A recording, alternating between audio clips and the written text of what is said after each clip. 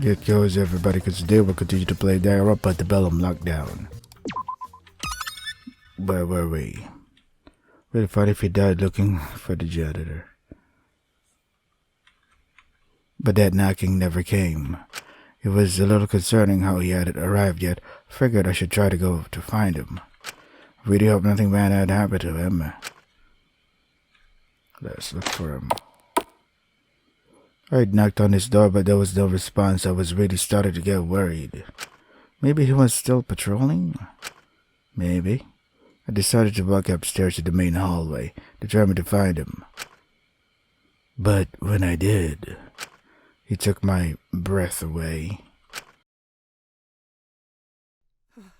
Drac?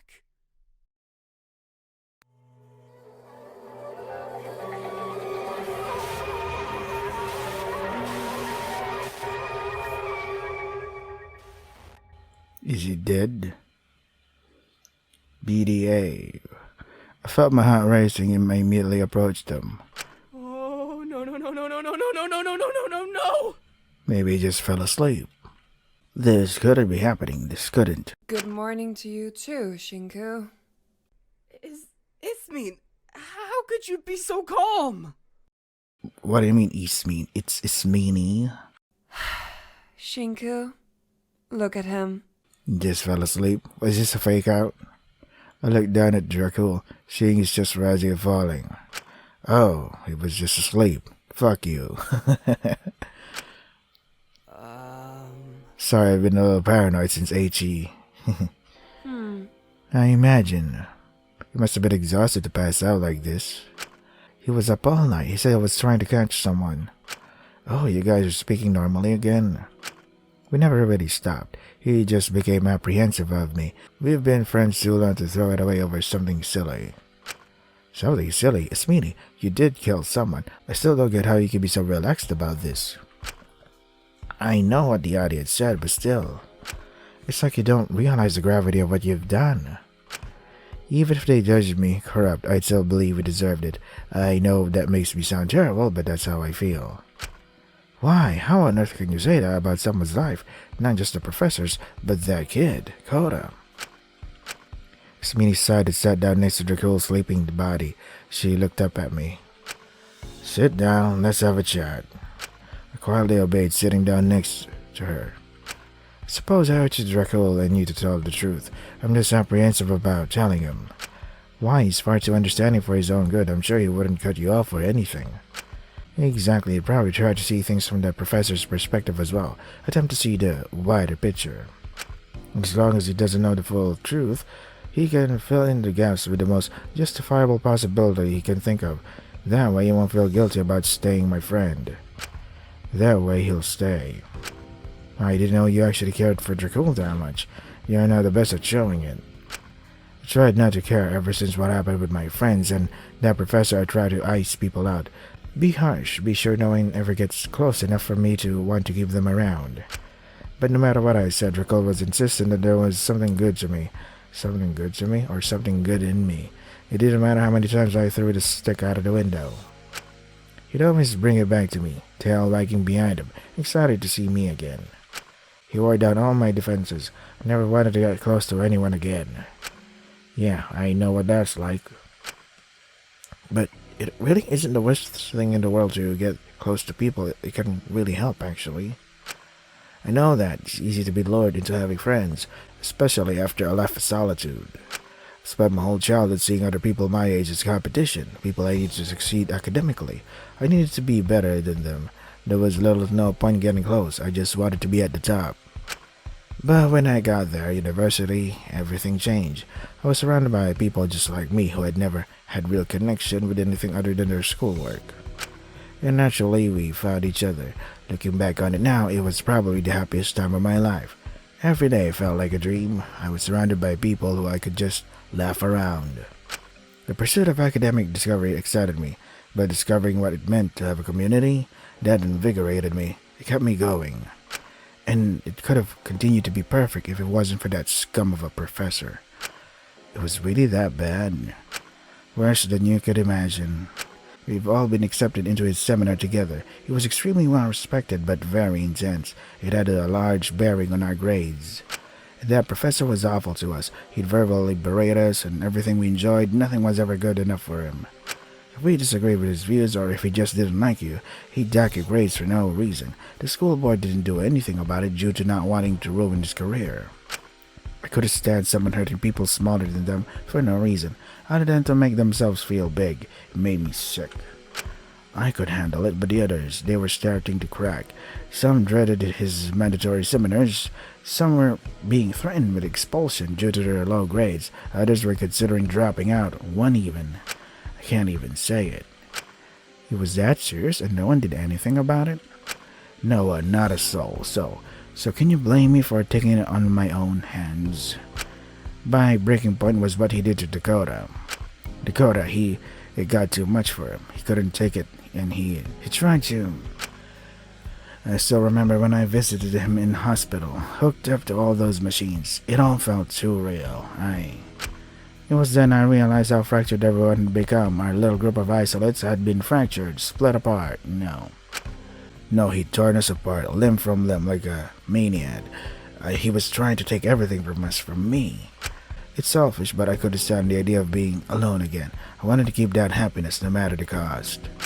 I wasn't thinking the most rationally, but I thought if I got rid of him, it could all return to normal, that I could keep the new life we'd built. Oh, I don't know what to say. I can follow your train of thought, but why did you involve your friends? They shouldn't have been forced into it. It was your decision. They didn't need to be a part of it.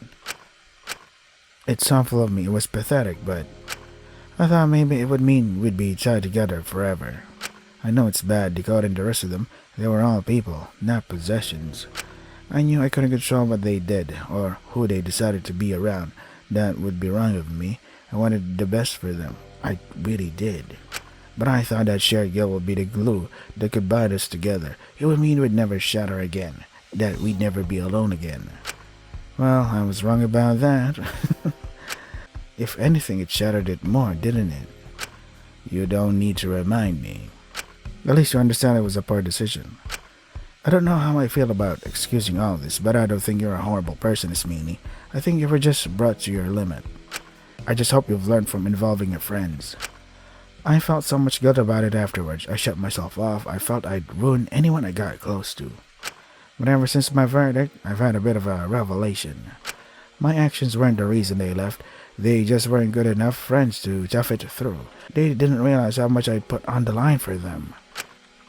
That's really not the point I'm trying to make, but I don't think arguing with Smini is going to change her perspective. Yeah.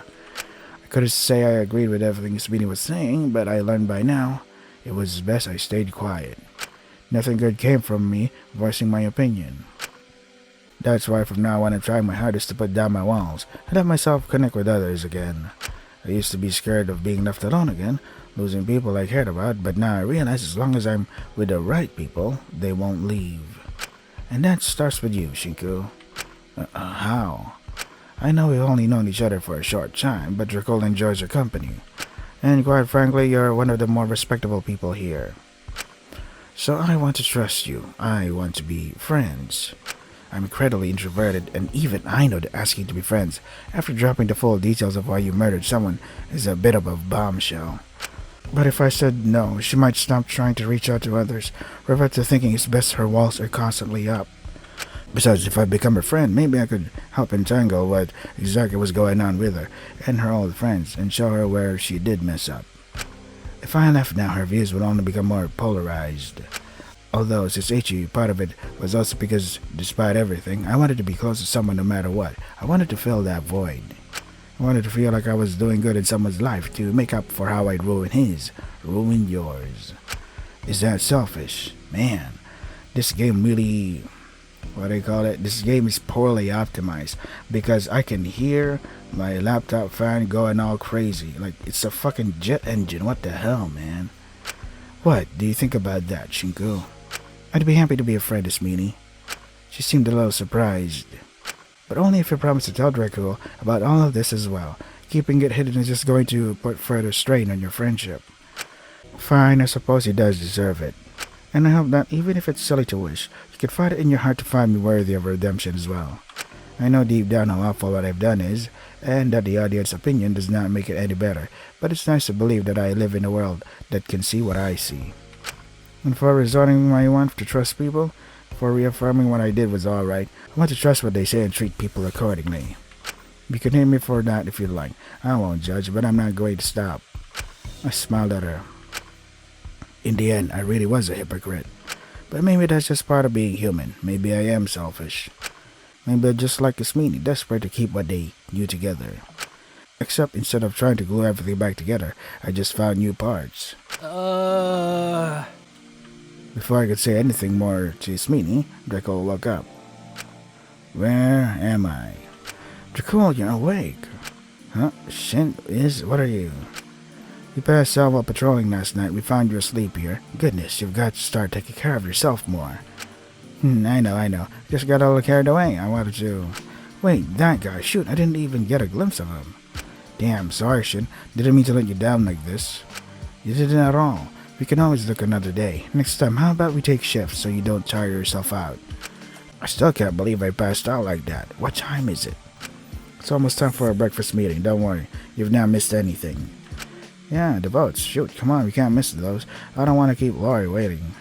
He quickly stood up and brushed himself off, trying to wake himself up. Relax, we're not running late or anything. Let's get some breakfast in us, and then we can worry about the votes. Alright, that sounds like a plan. Draco started walking to the canteen. He seemed a bit disoriented, but mostly fine. Me and Smeeney trailed behind him a bit. It's good that he's okay. He really did have me worried for a moment. He seemed to be in better spirits seeing both of us. I was worried since he's been apprehensive about you recently. You know, I do have to thank you, Shinko. If you're both my friend and Draco's friend, it means even if he stays apprehensive after I tell him the truth, I'll still be connected to him through your friendship with him. Thanks to you, it doesn't matter how much collateral the truth brings. He'll always be 2 pieces away. Hold on. I don't mean to use you. I just want to protect the people I care about. I'm sure you can understand, Shinko. I do the same for you. Let's get breakfast, shall we? Yeah, let's. Holy shit, I wasn't sure how to feel about that. Yeah. It's like, hey, thank you for letting me use you, man. I knew I should be more concerned, but I was just relieved to not be alone. We stepped into the canteen, but a good majority of people were already gathered. Morning, did you 3 sleep well? Takiko seemed surprisingly chipper despite what happened yesterday. She must have been excited for the birthday party. Of course. Could have been better for Draco, but I slept well. I made a full English, eggs, bacon, toasting, and... Fuck that shit. Goddamn British people ruining everything with beans. That's not the only thing they ruin. Oh, come now, it's not that bad. Don't tell me them twisted tea sluts got you hooked on this shit. Well, tea is pretty good. Hey, come on, I jazzed them up with smoked paprika and chili oil. Trust the process. I think that might be a little too much for Zeke. You're lucky you're hostage. So, smoked paprika, hell yeah, did I die and go to heaven? You guys are the best. Aw, shucks, we're really not all that special, I need a drink. Where's the bomb broad? Isn't she usually the one to have us all in line? Girl, what? Wait, yeah, where the hell is she? Huh, Chaka isn't in here either. Strange, uh-oh. Oh, don't tell me it's my boy Chaka's gonna be the first victim. I mean, is it a massive loss if we hold the vote without him? Still, maybe one of us should go check. Careful now. There will be no need for that. Ah, there you are. Where were you? Oh, no. When I agreed to showers, I didn't think I'd have to get up at 6 a.m. When I agreed to help you, I wasn't aware a brief shower was an hour-long endeavor for you. It's such a crime to want to be squeaky clean. I apologize. My initial plan was to spend this morning working on more rat poison to deal with the last few rodents still left alive. Unfortunately, that was disrupted by Takahiro needing me to keep returning to the shower room to repeatedly turn on the water. I don't know why you indulged him. You should have just cut him off. I didn't want to deal with him getting snippy.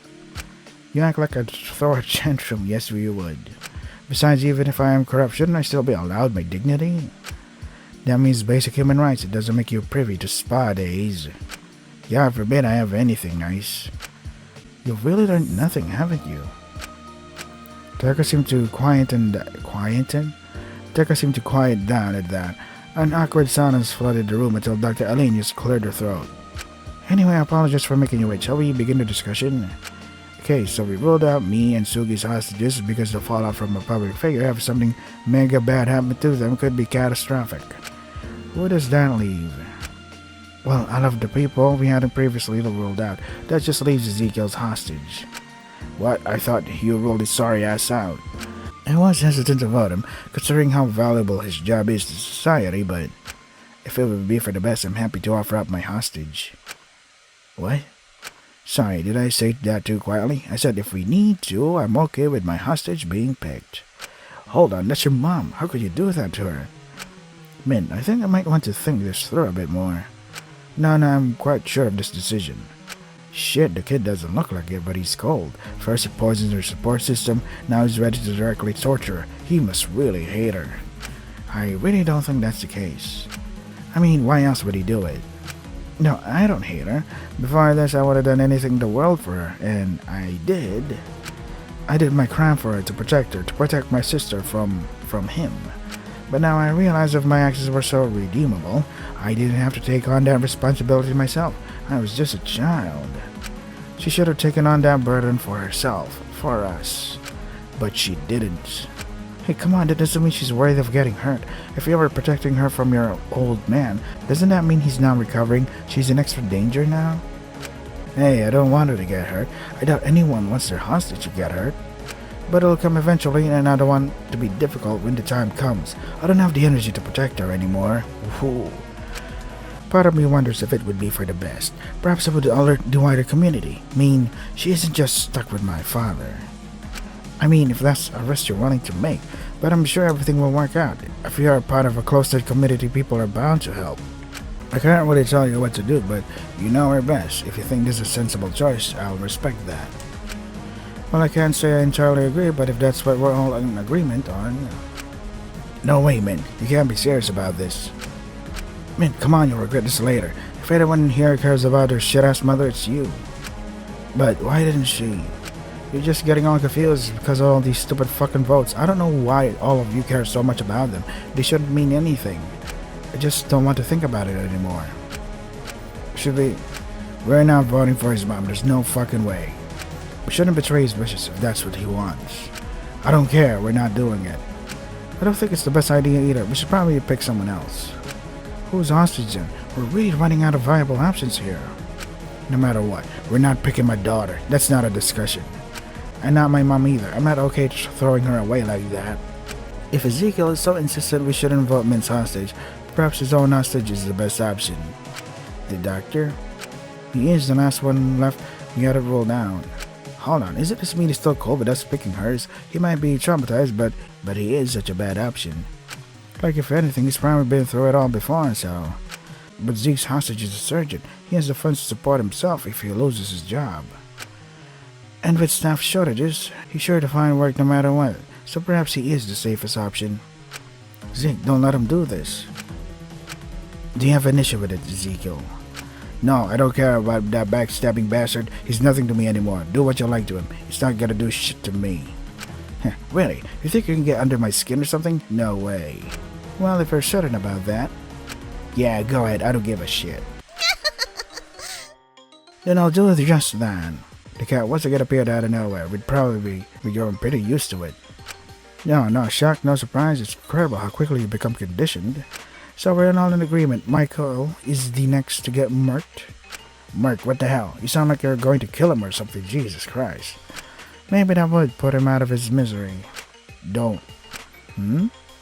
I said I don't care. Do what you like. Very well. The monitors flicked on once again, displaying Zeke's hostage walking into an empty apartment. I'm home. I'm not sure if there were more horror in Ezekiel's or Michael's eyes as he looked up what was in front of him. No, oh, no. A woman was hanging from the ceiling fan dead in front of him. Holy shit. It's all my fault. I'm so sorry. Shit. The monitor switched off, but Zeke just kept staring at the blank screen in disbelief. Everyone seemed quite stunned on what was just seen. I felt sick. I didn't know they'd go that far. And that's my job done. Sorry to leave you hanging like that, but I'm sure I'll be fine. See you tomorrow.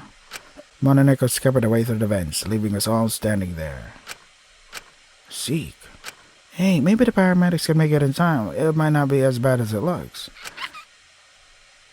Takiko flinched as Zeke picked up a plate and threw it across the room, smashing it against the wall. The breakfast, we worked so hard on that. Dude, are you really concerned about the fucking breakfast? Calm down. Zeke, hey now. Fuck off, I'm fine, I don't care. God, you're all pissing me off. I know it can be hard to see a loved one get hurt, but let's try and keep a level head here. You can leave me the fuck alone. Zeke stormed out of the room, slamming the door behind him. Yikes. I feel bad, but he said it was okay for us to do. I'm more worried for that lady. Wanna be like him, say aloud without thinking about it. I don't really know what he was expecting. He did volunteer, although he likely didn't expect it to be quite that severe. I just didn't expect them to kill someone. Even if they weren't the hostage themselves, it was still a human life. Makes you wonder how long it'll be until they're willing to kill the hostages themselves. I just wish we went with my mother instead. At least then a life would have not been lost. It was inevitable. Alice's hostage would have been chosen, if not today. Then in the next few days, don't place the blame on yourself. Besides, no one wants to see anyone's parents get hurt. Yeah, absolutely, but as options dwindle, we might not have much of a choice. I just wish there was another way around this. This isn't fair on anyone. I mean, there is a way. I just doubt people have the guts to take it. No one shall be taken on my watch. It would be simple-minded to resort to murder when the government could be saving us anytime soon. I don't know, it's been a month. Do you still think they're coming? It doesn't matter if they do or not. We shouldn't just start killing each other. So we ought to just stay until we put all our loved ones through hell? Is that what you're suggesting? One of your lives is worth less to me than CN's safety. I'll say that much. Oh, that's quite a statement.